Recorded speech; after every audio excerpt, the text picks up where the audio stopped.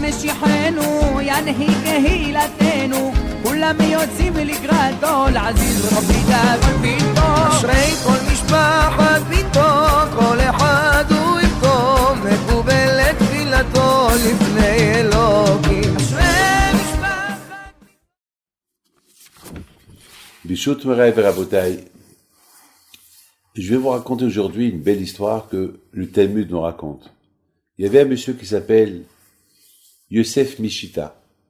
C'est un monsieur athée, un monsieur qui n'était pas croyant, un monsieur à l'époque du Temple, à l'époque des Romains, qui étaient en train de détruire le Beth Amikdash.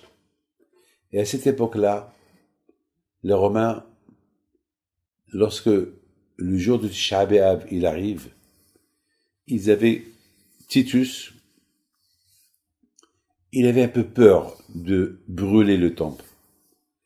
Il a dit, après tout ce temple-là, on a entendu beaucoup de miracles avec ce temple.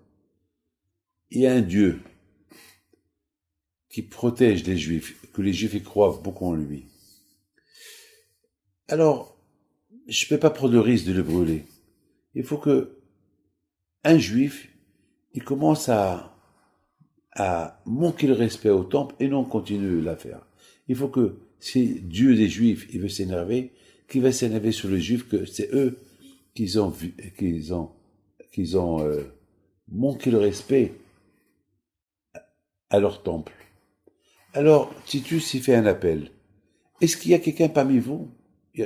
Tous les Juifs qui étaient là, qui étaient là, debout, qui étaient condamnés à mort, parce que c'était des soldats qui ont combattu les Romains. Elle leur a dit, écoutez, est-ce qu'il y a un parmi vous qui veut avoir la vie sauve, qui rentre au temple, et qui déshonore le temple, et qui prend du temple ce qu'il veut. Il aura la vie sauve, on lui donnera la plus belle fille romaine, une belle villa, quelques millions de dollars, des dollars de l'époque, à la condition qu'il rentre au temple. Est-ce qu'il y a un volontaire? Il y a eu un qui s'appelle Yosef Mishita, sans qu'il passe en rien. C'était un bon guerrier, un bon soldat, qui a fait beaucoup de dégâts aux Romains, un bon patriote, juif, mais sans religion. Et dis-moi, je rentre. Je profane le temple, mais je prends ce que je veux. Et toi, Titus, tu accomplis ta promesse. Et Titus lui dit, je suis romain. Aïe, César, j'accomplis ma promesse. Il rentre. 1 heure, 2 heures, 3 heures. Et le monsieur, il ne sort pas. Et après 4-5 heures, il sort avec la menorah dans ses mains. Titus, il lui dit, mais t'es fou. La menorah, c'est le symbole du judaïsme. La menorah, c'est le symbole de votre Torah. Et la menorah, je vais la prendre avec moi à Rome pour montrer que j'ai détruit le temple et que j'ai pris le symbole juif, que je domine le judaïsme et que je vais effacer le judaïsme qui symbolise la Torah. Alors, tu laisses la menorah à sa place, tu rentres, tu prends autre chose. Et voilà, Yosef Mishita, il dit à Titus, j'ai déjà assez fauté dans ma vie contre le bon Dieu, je ne veux pas refauter maintenant. Titus, il lui dit, tu sais que tu vas mourir d'une mort que aucun n'a goûté. Il lui a dit que ma mort est soit mon pardon. J'ai assez fauté dans ma vie, je ne veux plus refauter. Mais tu es un rachat. J'étais un rachat, plus maintenant. Titus, il a tué. Une voix du ciel est sortie, elle a dit, Yosef Mishita, tu as ta place, elle est à Gan Eden. La question se pose, comment Yosef Mishita, avant qu'il est entré, il était rachat, il était un homme égaré, et qu'est-ce qui s'est passé? Tout de suite, il est devenu un tzaddik. Il a même donné son âme. Pour Hachem, il a fait Kiddush Hachem. Qu'est-ce qui s'est passé? Mes amis, les Baalei Moussar, ils disent, c'est ça le secret du juif.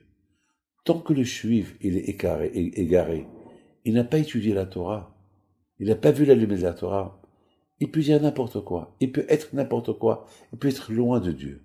Mais une fois qu'il commence à étudier, comme qu'il dit David Amelech, Ta'amur okito Hashem, tu goûtes la Torah, tu verras la grandeur d'Hachem. Ça, c'était le cas de Yosef Mishita. Tant que Yosef Mishita, il n'est pas rentré au temple, il savait pas ce qui se passait au temple, il savait pas c'est quoi la Torah, c'est quoi être juif, eh ben, il était égaré. Mais une fois qu'il est rentré, il a vu le temple, c'était vide. Ce temple qui va être détruit, brûlé dans quelques instants, c'est lui le profane. Une fois qu'il a profané, il s'est dit comment? Titus, il a peur pour sa vie. Et moi, je n'ai pas peur pour ma vie. Un Titus qui n'est pas juif, qui est romain, un romain que sa haine contre le juif, il veut démolir, il veut tuer, il veut anéantir. Lui, il a peur du bon Dieu. Lui, il veut pas profaner. Et moi, qui est juif, qui a le sang, un peu par rapport à mes parents, de la Torah, je vais profaner le temple juif, mon temple. Il voit la menorah, et il a compris cette lumière de la menorah, qui symbolise la lumière, la Torah. Il a pris la menorah. Et c'est ça, Rabotai, l'histoire du Yosef Mishita. Aujourd'hui, à Rome, il y a à Rome la fameuse arc de triomphe de Titus. Tu vois là-bas cette fameuse menorah. Elle est gravée dans l'arc de Titus, cette menorah qui nous rappelle l'histoire de Yosef Mishita, qui nous rappelle que la menorah, c'est pas symbolique.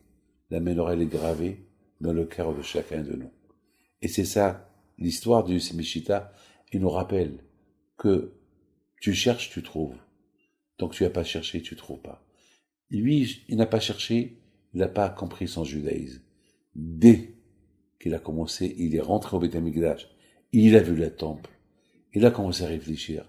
La réflexion, elle l'a emmené à croire en l'existence de Dieu et de la Torah. Et il est aujourd'hui à Gan Eden. Que Hachem y fasse, que chacun de nous, il aura sa petite menorah dans son cœur. Que Dieu protège. Amen.